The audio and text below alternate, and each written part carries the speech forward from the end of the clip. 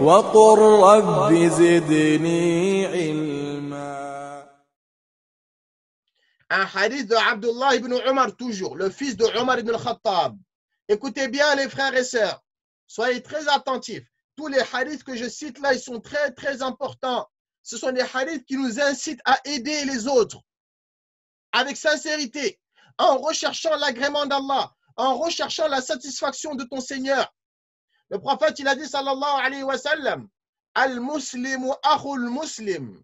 Le musulman, c'est le frère du musulman. On n'est pas des ennemis, on doit être des frères.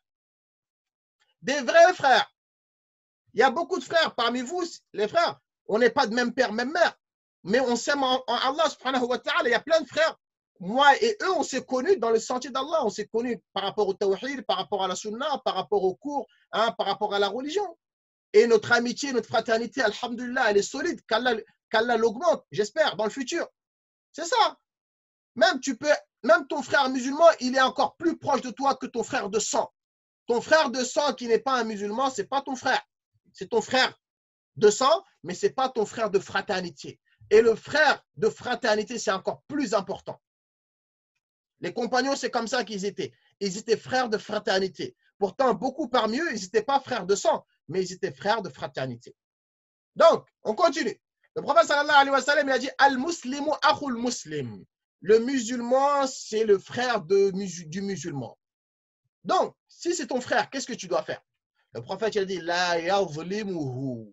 Il ne doit pas lui faire injustice. Il ne doit pas être injuste envers son frère. Parce que tu aimes pour toi-même. Tu aimes pour lui ce que tu aimes pour toi-même. Toi, tu n'aimes pas qu'on soit injuste envers toi. Ben, ne sois pas injuste envers ton frère ou ta sœur. C'est un hadith, cela. Le vrai musulman, il ne doit pas être injuste. Il doit toujours dire la vérité.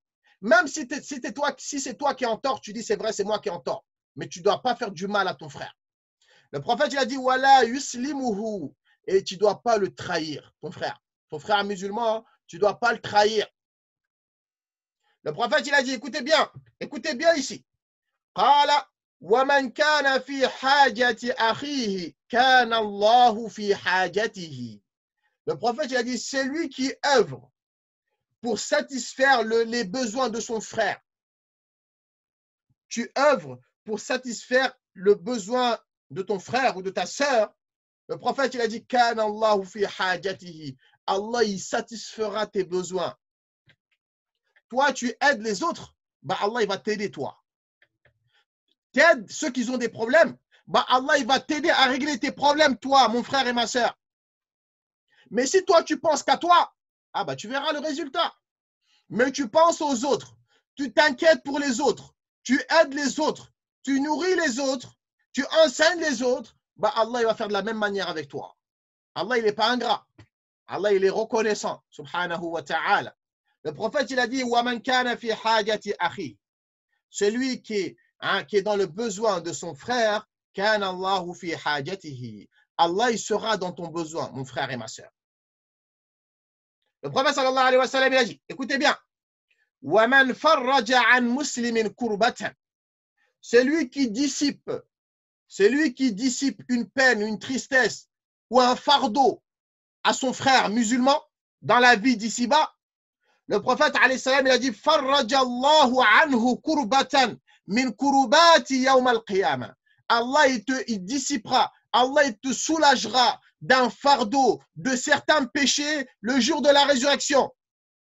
Yawm al-Qiyamah, peut-être tu auras certains péchés que tu ne t'es pas repenti. Bah, le fait que tu as soulagé et tu as dissipé une peine ou un problème à ton frère ou ta sœur musulmane dans la dunya, bah Allah il va te rendre encore plus. Lui il va te dissiper d'une peine ou d'un problème. Yawm al-Qiyamah, le jour de la résurrection, le jour où personne ne pourra t'aider. Bah, ce jour-là, Allah il te viendra en secours, mon frère et ma sœur. Pourquoi? Parce que tu as aidé ton prochain.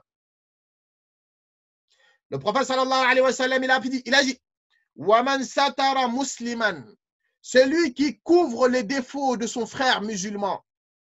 Quelqu'un, il a fait un péché, il a fait une erreur et il regrette. Ne va pas sur les réseaux sociaux directement, tu vas dire, voilà, il a fait ça, il a fait ça, il a fait ça. Ça va te servir à quoi d'afficher ton frère?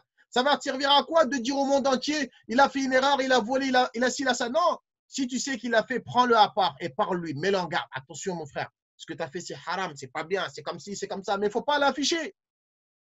Sauf si c'est quelqu'un qui est connu pour faire du n'importe quoi. Ça, c'est autre chose. Quelqu'un qui est connu pour être un pervers, là, tu peux mettre en garde contre lui. Mais quelqu'un qui fait des erreurs de temps en temps, hein, ou bien quand il fait ses erreurs, il le cache parce qu'il sait que ce n'est pas bien, hein, ne le dévoile pas aux yeux du monde. Prends-le à côté, conseille-le, fais les doigts dans tes prières, qu'Allah le guide. Le prophète, c'est lui qui couvre les défauts de son frère musulman. J'ai bien dit quelqu'un qui n'est pas un pervers reconnu. Hein. Celui qui est un pervers reconnu, lui, on doit mettre les musulmans en garde contre lui.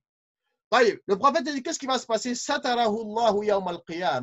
Allah, il te couvrira le jour de la résurrection, mon frère et ma sœur. Si tu préserves ton frère, hein, et tu le préserves du mal, tu le couvres ses défauts, tu ne le dis pas au monde, tu sais qu'il a fait quelque chose de mal, mais tu le gardes pour toi, hein, parce qu'il a demandé pardon, il a accepté ton conseil. Bah Allah, toi, il y aura certains défauts, certains péchés que tu as commis en secret, que personne n'a vu, sauf toi et Allah, personne ne connaît. Bah à ce moment-là, Allah aussi va te couvrir de ce péché-là. Il ne va pas le dévoiler aux gens et il va te le pardonner.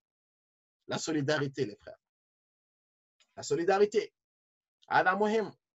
C'est pour cela, des fois, hein, il y a certains frères, souvent, ou certaines personnes qui nous appellent souvent par téléphone, qui nous envoient des messages, soit pour demander des conseils, ou bien pour essayer de réconcilier des problèmes de couple.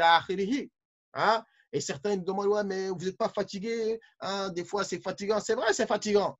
Oui, mais nous, c'est la récompense. La récompense, elle te fait oublier la fatigue. Des fois, tu parles toute la journée, des questions ils viennent à gauche et à droite. Hein, les gens, ils te demandent conseil, il y a des problèmes que tu dois régler. C'est vrai, c'est fatigant parce que tu parles. Mais on ne gagne aucun salaire pour cela. Mais parce que c'est la récompense qui est là. On essaie de mettre en pratique ce hadith-là où le prophète il a dit, mets-toi au service des autres, aide tes frères. Le fait de le faire, bah, Allah aussi va t'aider. C'est pour ça, ça nous fait oublier la fatigue. Le fait d'être au service des autres, c'est important. Essayer de te rendre le plus utile possible.